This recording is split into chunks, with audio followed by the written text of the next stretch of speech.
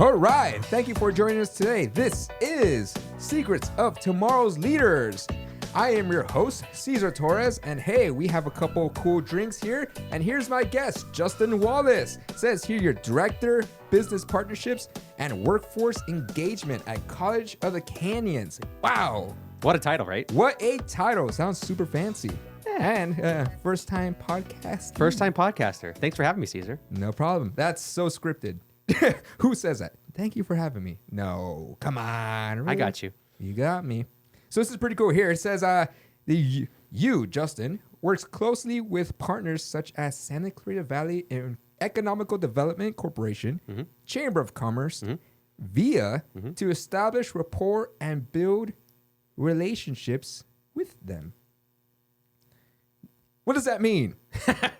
That's a good question. So in my job, I'm externally facing from College of the Canyons, meaning that I don't really interact internally too much with the student body, so to speak, but my job more is to be externally facing, being a resource for the community, specifically for our local businesses to take advantage of resources that we have here at the college, whether that through be our employment training panel funding, whether that's our grant opportunities, whether that's through pre-apprenticeships, apprenticeship programs, access to capital, building out unique workforce talent pipelines. There's a number of different things that we have to offer that we can help support our local businesses in. Workforce development obviously is a big issue. It's something that's been very a hot topic, we'll call it. Super hot topic. Yeah, for the past, probably 5 to 10 years, and it's only going to continue to get worse over the coming years.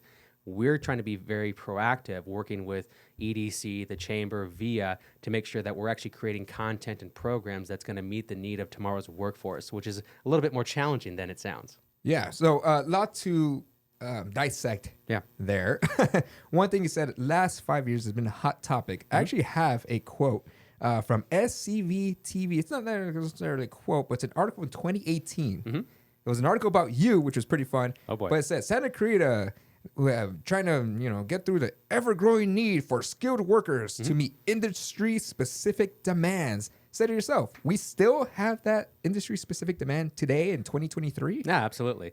What mean absolutely? You figured like we'd bridge that gap. Yeah. Well, you gotta remember that education is never one to move quickly. It takes us a little bit of time to ramp up, build some programs internally, and that takes time. You have to have the right people in place, the right partners, the funding, the capital to invest into equipment, Sounds like machines. A lot of red tape, maybe. A lot of red tape, but again, that doesn't mean that we can't do it. It's just a matter of making sure that you have all the relationships in place to do a lot of these projects. And so we're really excited right now. One of the projects that I've been heavily involved in is bringing on what we're calling an advanced technology center. And so Phase 1, we'll call it, is going to be an interim facility right over here behind Sam's Club and Walmart off of Centerpoint Parkway. We're going to have 13,500 square feet to a classroom, a computer lab, conference room, and focus on CNC machining, robotics, cybersecurity, and how human capital, so you as a human, interact with machines and robotics, and how that continues to work together. As we know, technology continues to evolve, it continues to change. You as a human need to be able to have some sort of understanding, we'll call it, of basic robotic skills, artificial intelligence, network technology, and just have that digital literacy, let's call it, to interact. Very good. Yeah. To interact with robots. If you don't, you're going to get left behind. But the good news is we have a number of different programs that can help support you as a job seeker, as a current employee, or as your business. And so that's kind of phase 1. Phase 2, we're working on building a 30,000 square foot facility about 2 miles from that interim facility.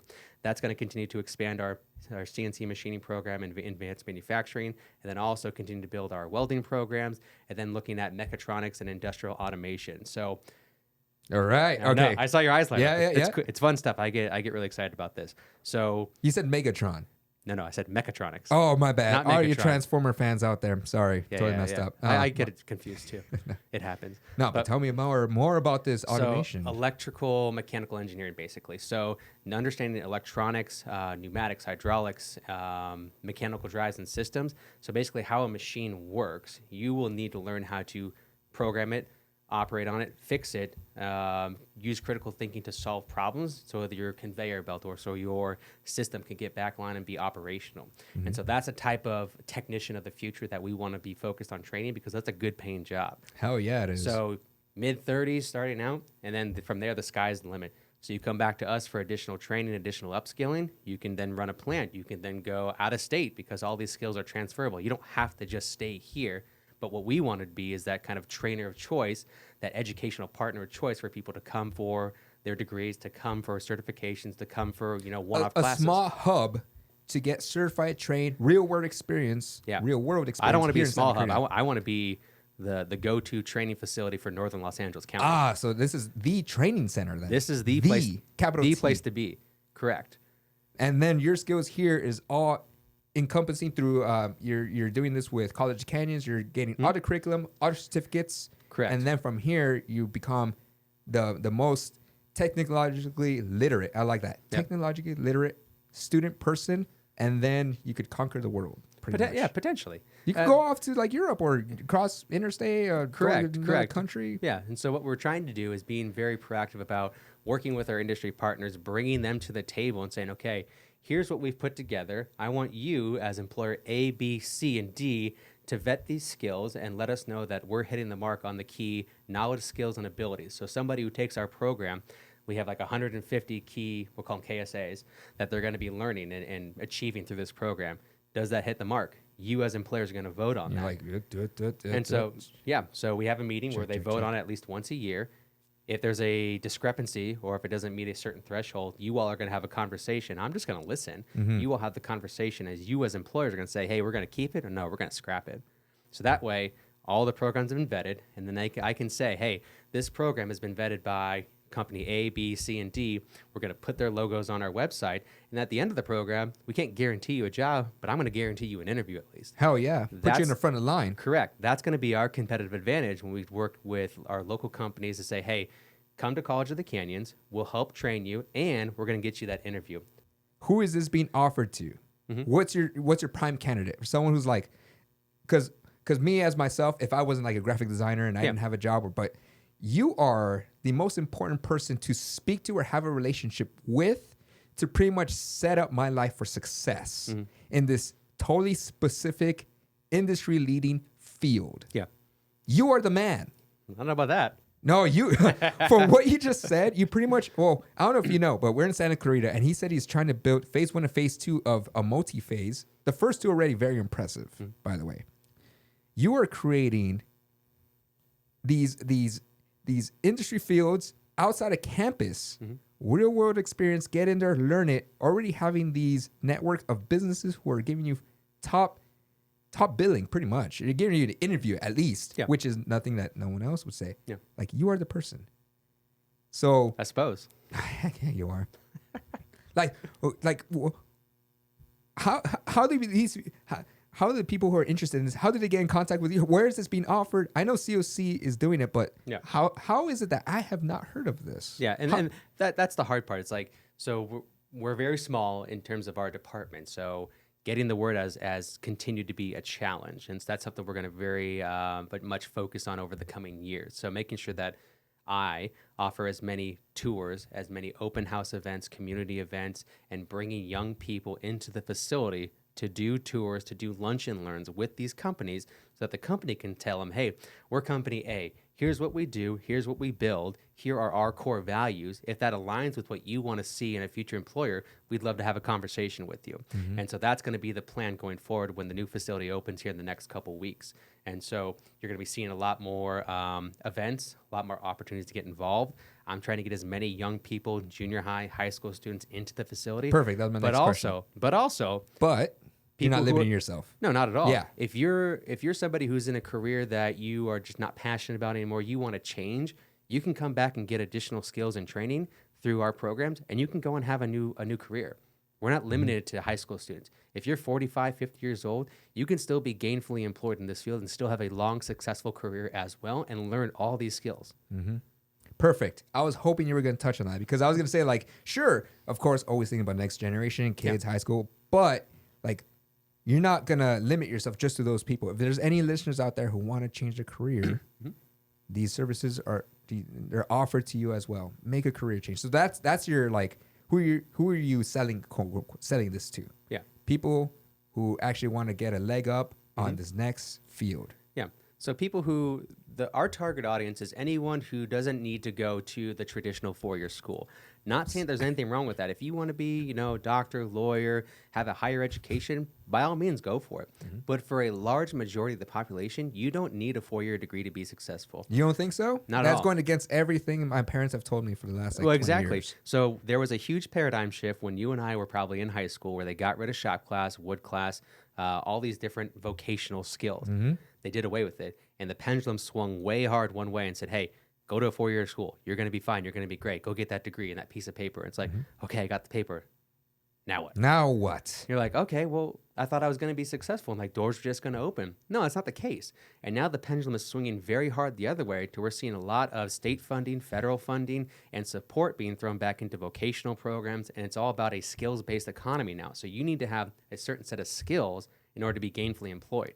Now, if you're somebody who thinks that you can't be employed because you don't have these skills, that doesn't mean that you can't come back and learn them. You can come back and take one class. You can come back and take a certificate program that could take, anywhere from 10 to 20 weeks to complete, and then go out and get a job because you have experience if you're 45 plus years old. You're not limited to just your career field. And that's something that we're trying to break down and really promote here in the community. Well, here's a question. What you said. From the programs you've actually overseen for the last, 5 years? Yeah. Has there been a shift of like, hey, this guy's a little older and he's doing that. He's actually coming in here to learn. Yeah. Do you see a lot of older folk doing it? I'll give you an example. So we have a program. Please do. We have a program with a very large aerospace company. I'm not going to name them. Tesla. It's not Tesla. It's Virgin Galactic. Not that either. Okay. Good try, though. So it's a 17-week program. It's 170 hours worth of training. If you are unemployed, we can get you the entire program paid for. It doesn't cost you a dime. Now that's a secret. That is a secret. Holy crap! You pay for it. I don't. If you're unemployed. If you're unemployed, and you're the messenger. Yeah. I just facilitate. Oh, there you go, facilitator. Yeah. It's not my money. Yeah. But I know the people who have the money. Ah. But the point being, you can come and take this program, and at the end, if you pass the security clearance, the background check, you pass all your exams and do well on the assessments, there's a job for you at the end. Now, we've had people fresh out of high school, 18 years old, and then last cohort, we've had somebody, I think he was his mid-50s. They all got hired. Jesus. So again, it's a very large. That's amazing. It's incredible. And I think this guy came from like Redondo Beach or something like that. Wow. Drove up here. Drove all the way here for this class. Opportunity. Yeah, and he's hired now. Damn. So he's good to go. But again, that's the point. It's like, age doesn't matter much anymore. As long as you have a good attitude and the skills, you can still be gainfully employed and have a good career. That's what the employers are struggling. There's a huge skills gap. There's a huge gap in terms of finding a qualified workforce to fill those jobs. They're desperate. So partnering with us kind of helps them because we do all the pre-screening. We make sure that they hit a certain threshold in terms of math, reading comprehension, etc. We test them ahead of time so that they will be successful in the program. And we have a track record of, I think, probably 95% placement. Holy moly. So it's pretty good. That's amazing. And I could attest to that. Employers are struggling to find quality candidates. Yeah. Even in my field, the graphic design field, it's tough going through these interviews. Not myself, but I'm interviewing other designers and just seeing that their baseline competency, I would say, or like things they learn in school is not applicable to the workforce. Right. You're not even, honestly, they're not even learning the basics. Which is scary, right? Very scary. So if I'm somebody who's going through a graphic design program and I'm not learning the basics, how are you as an employer supposed to hire me? You're like, I have not hired them. You're like, you're missing the mark. Like, I can't help you. Yeah, you're more of a liability. Correct. If I hire you. Correct. Yeah, that's wild. So that's why we're trying to bring employers into the conversation to help design curriculum, to design programs, to make sure that what we're training and teaching on is actually applicable, so that you don't get that graphic designer that has nothing that's relevant. You're like, I can't do anything. Yeah. Do you think people have pride in their jobs at the moment? This great resignation, this whole quiet quitting thing? Yeah, that's a good question. I think it's a mix. I think a lot of people nowadays have become disengaged at work, whether they're not challenged from their supervisor, their manager, or they just feel, hey, because there's not enough bodies to backfill my position, I can just coast. No one's going to fire me because they need me more than I need them right now. And so you're really in a employee demand market. So me as an employee, I can pick up and move wherever I want because there's so much need and there's so much demand out there, as opposed to years in the past where it's like, hey, you got to fight for your positions and you have an overflux of employees rather than job openings. So it's like, I think it's a combination of both. But also to your point, with the Great Resignation, you're seeing a lot of older people leave the market, retire, because they're starting to think, hey, life is short. I want to value time with my family. I want to spend time with my friends. I want to travel. Yeah. And there's nothing wrong with that. I get it. But in order to do that, if you're a young person, you got to put in your time. You got to make sure that you're making smart, educated decisions on your career, putting money into either a 401k, making sure you're making sound investments, making sure that you're not throwing away money and wasting your time on things that don't help you 10 to 15 years from now. I think a lot of young people have a hard time of prepping and planning for the future because that's so far in advance. You don't think in 10 to 15 years. You think about, next week, next month. It's wild, man. Wild. Yeah, it's time. It's hard out there. But again, I mean, we live in Southern California. Let's be realistic. It's very expensive to live here. It's hard. Yeah, I tell people this is probably living life in hard mode. Yeah. Everything's stacked up against you. But if you succeed in this state, you can make it anywhere. You can make it literally anywhere. Just take your Californianess, take it to any state, and boom, you're going to be the top 1% of that state. Yeah, because again, I've lived in a couple other states as well. You have? I actually have it right here. You in the flashcard. Yeah, Graceland University, bachelor's degree in business administration. Graceland. Yeah, I did like and economics. And economics. Yeah. Don't so is that like Elvis? Elvis Graceland? Not quite. No. So I went to a very, very small school in the middle of nowhere, cornfields, Amish, horse and buggies, one streetlight in town. Sick. Middle of nowhere. Very strange. The reason I went there is because they offered me a full ride scholarship to play football. So in my mind, how can I use sports to further my education to make sure that I don't end up going to school and getting thousands of dollars of debt? Okay. So what did you do? Sports was that. So I got recruited by a couple small schools. No D1 by all means. I wasn't that good. So a couple small schools, and they offered me a full ride. It's like, okay, well, why not? So I took a risk, went out there, learned a lot about myself, what I liked, what I didn't like, and then just said yes to continued opportunities, but also found mentorship and people who cared about me throughout my time there and pushed me to try new things. Very good. And I think that's really important for young people, is finding people who are older than you, who have years of experience, who will push you and challenge you, because a lot of times we won't do it ourselves. You said that you were very passionate about your phase 1, phase 2 of, remind me of what it's called specifically? The Advanced Technology Center. So Advanced Technology Center. ATC. ATC. Yeah. ATC. So I assume it was your thing. Like, how did you get this idea rolling? It wasn't my idea per se initially. It was a group of us that had this conversation probably 5 years ago now. We had a national organization called NCATC, which is the National Coalition of Advanced Technology Center. They came out here to Santa Clarita, did what they call an environmental scan to see if our community would be best served to have this facility. Yeah. Through conversations, meetings, et cetera, they put together this very large report, basically saying like, hey, Santa Clarita is primed for northern Los Angeles County to have this facility.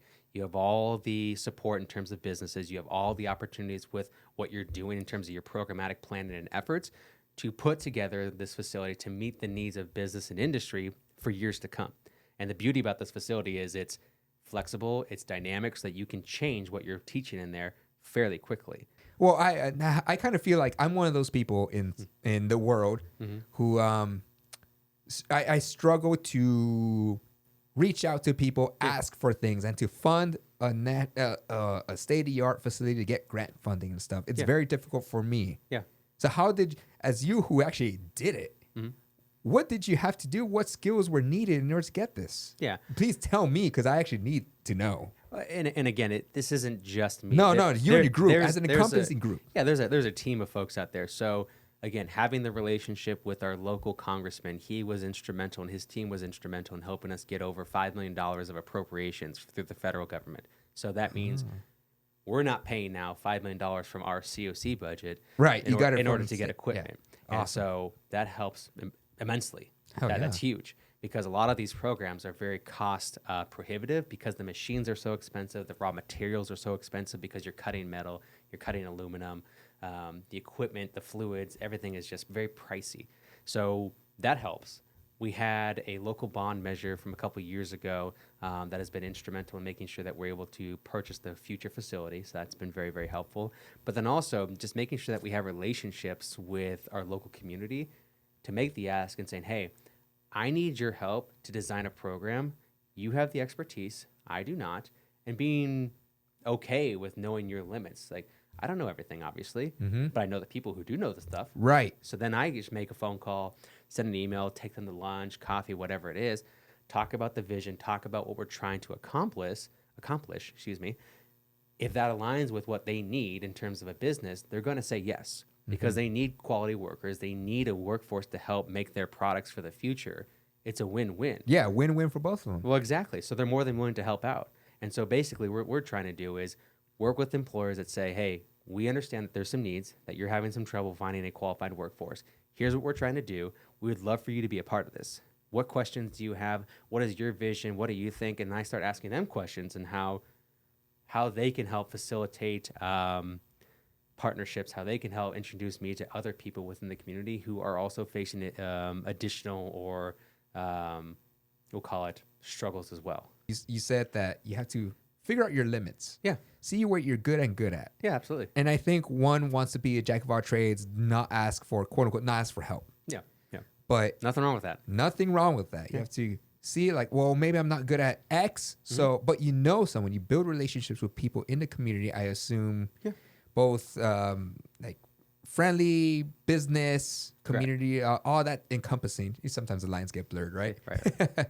But it's people who could fill a gap. Correct. And you ask them, you probably, what's your go-to thing? Take them out to 8 holes and TPC? We're hey, I'm not that fancy to have. Oh, come on. You're a fancy man. I don't know about that. A lot of it is taking them out to coffee, having lunches. As basic as coffee and lunch. But even that, but a lot of it is just going to their facility and letting them talk about their processes, let them talk about their company, and asking them questions. Well, actually, that kind of brings me to something else. I don't know if you know, but people love talking about themselves, and you know, weird, right? Yeah, I hate it. Me too. Yeah. I actually had to leave a conversation this morning because I just hated talking about like just my, I think what movies I like to watch. I was like, I'm done. Yeah. No, but that's actually a strategy.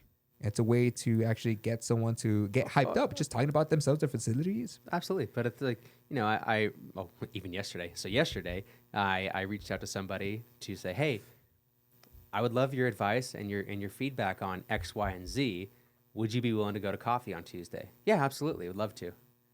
Simple as that. Yeah, simple but just ask it, because they know me. I know them. They know that if I ask them for advice, they know that I mean it, and I'm sincere in that, and I value their opinion and feedback, and they're willing to help me out. But you have to have that relationship, that rapport. Right, but you have to, and here's my analogy, we talked about this earlier. Ah, there we go. Think of it like a bank. You have to put enough money into your bank of relationship, we'll call it. So you have to put deposits in. So I had to deposit money in over weeks, months, etc. When the time is right and you want to make a withdrawal, which is, hey, can you come have coffee with me? And ask. Yeah, and ask. You have to have put enough in there to make that withdrawal. Right. Otherwise, someone's going to say, no, I'm good. Yeah. No, we're okay. So I think that's what I always try to focus on and keep in the back of my head is saying, okay, have I made enough deposits into this relationship, into this specific account to make that ask? If not, then I'm probably not going to ask for it. Right. But if I have no problem doing it. And they have no problem helping me out because they know that I've helped them out. Whether that's through training, that I've helped them get training and funding to support their company or them specifically, or that I've helped them get access to funding or help introduce them to somebody else in the community, I can do that and make those asks. But again, it takes time. It takes time. And you don't seem like, this funny thing I spoke to Corin about is like, I don't really see you that often. We have a relationship before this. Oh, absolutely. Yeah, but I wouldn't. I saw you with long hair. Yeah. No, we were drunk. But it's not like we have this like coziness where like, hey, we're do this and scratch my back, scratch yours. Yeah. Like, Yeah. no, what I like. I'll scratch. And we'll scratch, but it's different. It's not because I that's exactly what I'm getting to. It's not because I need or want something from you that you're going to help me professionally. You scratch my back because we're cool. Yeah. We're friends. Mm-hmm. So that's what I kind of talk to my guests about. It's more like when I sit down and I see you at a Viet event, I see you at a chamber event, a JCI event, or like we're having a cookout or something. Yeah. I'm not there because I want something from you professionally. Right. I'm there because you're Justin Wallace.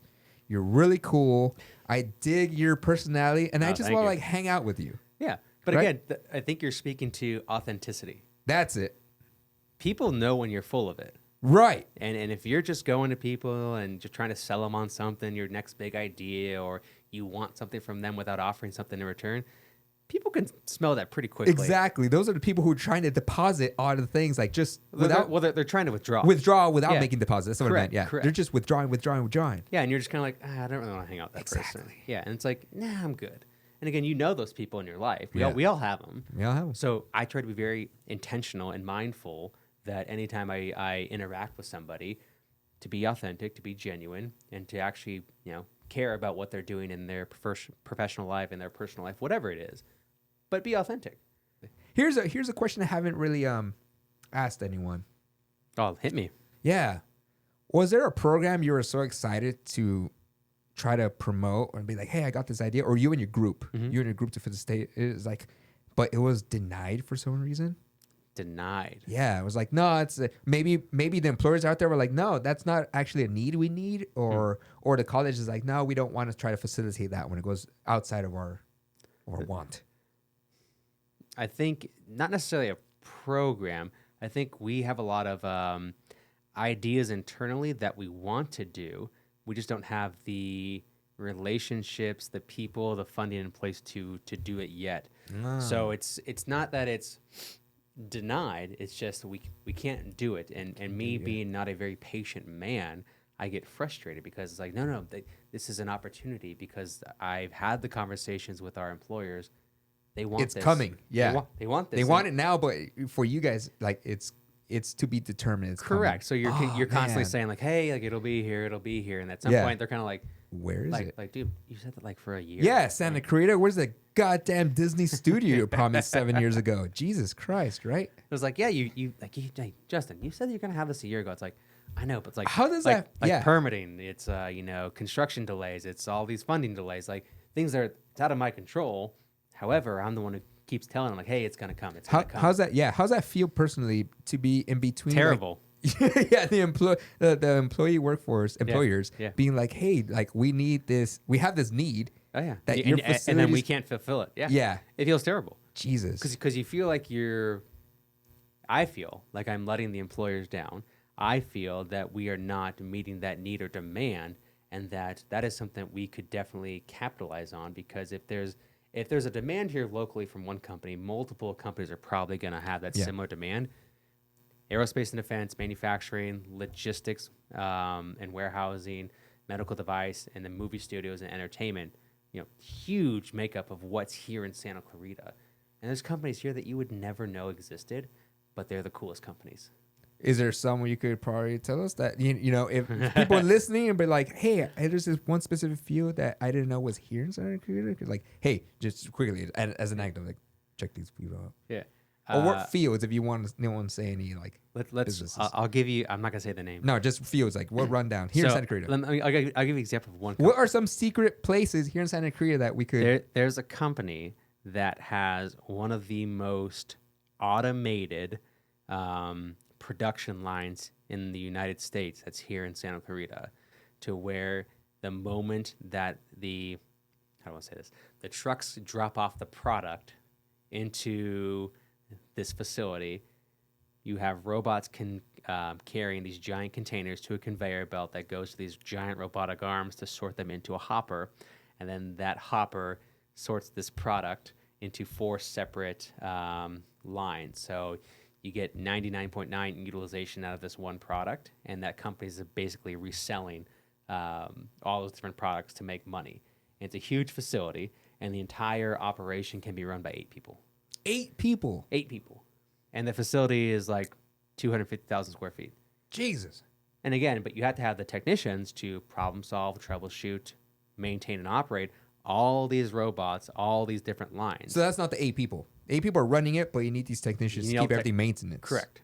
That's great. So they have more people, obviously. Oh yeah. But 8 people can run the line. Can run the line. Yeah, it's like it's incredible. It's absolutely incredible. That's here in Santa Clarita. So that's here in Santa Clarita. I'm not gonna say the company. No. That's exactly what I wanted. Like just something like a little teaser for our audience. Oh yeah. So would you say that the future of work?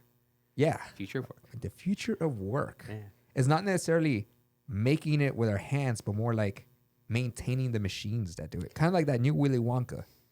Yes and no, because you still have to have some human element to make things. However, learning how to program machines to cut metal, to build things, there's still a human element to that. However, servicing machines, doing the maintenance, programming, problem solving, and integrating with artificial intelligence and robots is the future. But again, everyone gets very, very touchy. Yes. Robots are here to take over. No, they're here to take over the mundane, monotonous task. But you as a technician or someone who was doing that task can come to us, get upskilled, so now you can then program that robot to do your old job and then get more money to do that. Get even more money because with your skills. Yeah, because you're higher skilled now. Yeah. So it's not that it's taking away your job, it's creating new jobs. And there's all sorts of studies that say, the next, 10 years, there's, 80% of the jobs that are going to be available don't exist yet. Yeah, I was going to actually mention that. Which is incredible. Yeah. But also terrifying at the same point. It's like, what does that mean? What does that look like? I was actually having this conversation. We're constantly trying to evaluate, okay, well, what are the key skills that we're going to have to train on of the future? So that's why this digital literacy is something really, really big. That's a great word. I love that. Let me hit you with this. Yeah, so through some connections and some relationships, I got invited to go to MIT out in Boston for a talk on the industrial metaverse, which is like, what does that mean? Picture, we now have the technology to go into a company, do a digital scan of their entire production down to where they store the boxes, where people are placed, and we can upload the entire facility into this industrial metaverse, into what we call a digital twin. In that digital twin, we can run simulations on how to best optimize the facility to be as efficient as possible so that we can look to the future on, okay, when do we need to do preventive maintenance? When do we need to, or where should we shift lines? Where should we shift people? So basically, we're trying to get as much utilization and efficiency out of this facility as possible without having to make any sort of physical changes. We can run all the simulation in this metaverse. Mm-hmm. That's the future of what we're talking about. And that's way over my head. It's a 3D scan of the building where you just optimize. Correct, but it's like of the entire building. Of the entire that's thing. crazy. These people are just wicked smart. Again, no, way more than I do. Mm-hmm. But they're thinking about this already. They're thinking 5-10 years in the future. And again, it doesn't even exist yet, but they're already planning for that. So if I can bring that technology here to Santa Clarita and we start training on that, that means we're preparing people for the future. We're preparing the real workforce, future. The real future. When they say the future workforce, like this is literally things that have not been barely been thought about. Yeah, I mean, again, there's a little bit here and there, but we could be the first college on the West Coast to do something like this. That could be cool. There's VR technology to where you put on the VR goggles. It'll show you a 3D scan of, like, we'll call it a machine. Okay, how do I want to service this machine? Okay, put on the goggles. I have my little toggles. Okay, I click this. Here's how I take the machine apart. This little pop-up menu drops down. Here's your work processes. Here's how you take it apart. Here's how you Oh, that's cool. It's like a YouTube video right in there. Almost, yeah, but it's an immersive YouTube video. Yeah, you're like, to where it doesn't like an expanded view and like takes apart the machine. You're just like, wow, that's incredible. Yeah. Who thought of that? Very smart people. You already mentioned that you kind of want people to go beyond. Your job right now is not preparing people for now, but for the future. Literally. Correct. It's what you're doing, which is like insane to me. If someone ever comes up to you and be like, hey, man, me, If I came up to you like, hey man, You, Cesar. me, Caesar. No, okay. Let's not use me because Okay. I don't know what you're gonna Someone say. else. Someone else. A young professional. A young professional. Got Doesn't it. have to be young, actually, just a professional. Because I like Professional. the conversation where you don't want to limit anyone. Yeah, yeah. It's just Professional. like I listened to this JCI podcast. It was really cool. Yeah. That host knew what he was doing. Yeah. Great. 5 stars. 5 out of 5. 5 out of 10. Where he's like, It's 5. I already have my plan. I'm gonna go to COC. You gave me a good roadmap. Yeah. But if you want to go beyond, if he wants to be who you are, but like 20 years from now, like I want to be the next person who's in the forefront creating these future jobs. Like, what are the top 3 skills that you think developed you? That developed me personally. You personally, but that will transcend. Like you really have to focus on these 3 things because it's gonna build you up to whatever is gonna come in the future. Future that is unknown. That's what's crazy. Like if you have these 3 things, like dude, your grandkids are gonna look up to you and you're gonna help them. I think humility is a big one. Follow through. The reason I say follow through is, Heck, give me humility too. Give them both. Why? So humility being that you can't be too proud in what I do because there's so much stuff that I just don't know that I continue to learn every week. And there's new technology, there's new processes, so many things. It's like, oh, I didn't know that existed.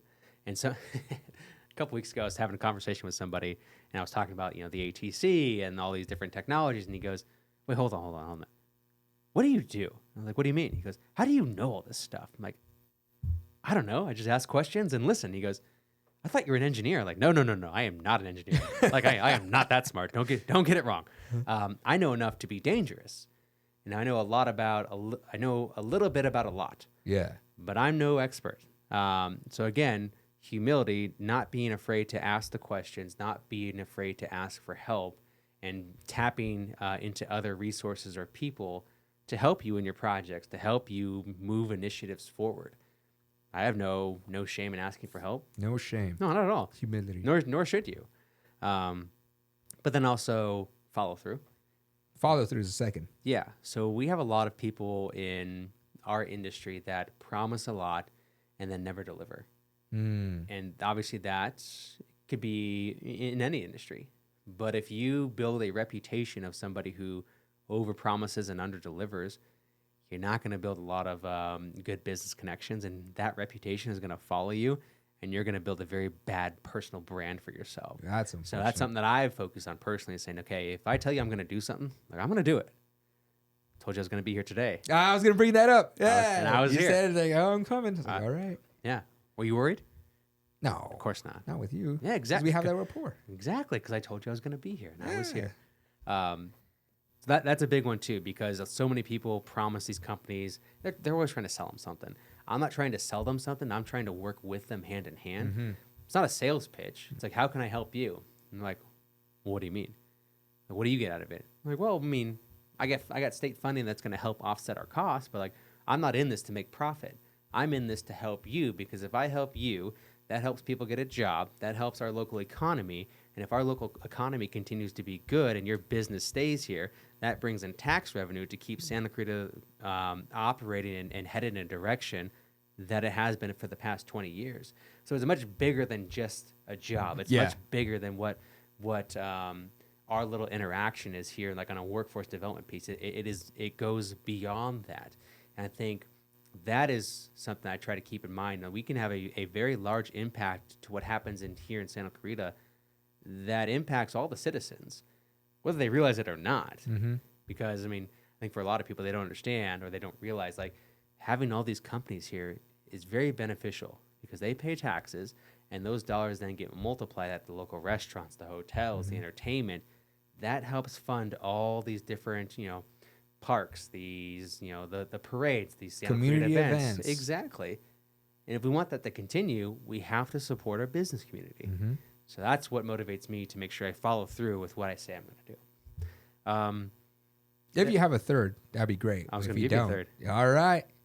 The third one that I think somebody would have to be is risk taking. You have to take risks. calculated risk. You're not doing stuff just for the sake of doing it, but you have to be methodical and very forward thinking on how you're going to either implement a new idea, how you're going to leverage funding, braid funding through the state, the federal government, working with employers who maybe they don't understand or see the full potential or big picture yet, but you do. So I feel like I'm moving pieces on a chessboard and getting all the right people in place so that we can succeed together. And for a lot of companies, I think that's hard for them to see and get past because they're so focused on the day-to-day operations. Right. They're so focused on getting product out, making sure that they get their orders out on time so that they can, remain employed and, keep their doors open. I'm fortunate enough where I can see that. I help facilitate that and help them out, but also see the big picture on, not just what they do, but how that impacts everyone else here within Santa Clarita. So you got to take some risks. And again, it has to be calculated. And if you can't, I would say hire someone like you who can, because some people just can't do it. But yeah, I mean, a lot of people can't do it. I would say a lot of people can't do that. No, you can do it. You just got to learn it. Learn it. Exactly. Anything can be learned. I could teach somebody to do this. I mean, if you have the right personality, if you can be humble, if you can talk to people, I could teach you to do this. Yeah. Perfect. So yeah, if you want a job, I'll teach you how to do my job. Hell yeah. You heard it from him yourself. If you want a job, you're Mr. Job Man right here. I don't know about that. I mean, depends on what you want. Don't tell me. Tell me. Shameless plug. We are going to be doing another job fair in fall at College of the Canyons. So the last one we did, we had, I think, 82 employers and like over 630 people attend, which is pretty good. So we'll probably have upwards of 100, 120 employers sometime in fall. We're looking at late September, October-ish timeframe right now, and then hopefully have 800 plus job seekers. Wow, that's the goal. There you go, 800 plus job seekers. That's what I'd like to see. Let's go beyond that. Let's go 1,000. If we get 1,000, that'd be awesome. Let's get 1,000. That'd be awesome. Oh yeah. But again, it's like companies are looking to hire. They want people. So here's a place where we can help facilitate those conversations and relationships. Happy to do that. Very happy. Yeah. That's awesome. If you want to help facilitate the workforce in Santa Clarita and beyond, hit up Justin Wallace right here. Justin, thank you very much for joining us today. Of course. Thanks for having me, Cesar. Future tech, future technology. Now, give me a nice, strong handshake right there. Hand hurts now. Oh, I've been working out. Yeah, you have. And thank you for Video Bump for your new podcast area. I don't know if you've seen. But new set. New set right here. It's wonderful. It's nice. And this actually concludes our podcast, Secrets of Tomorrow's Leaders.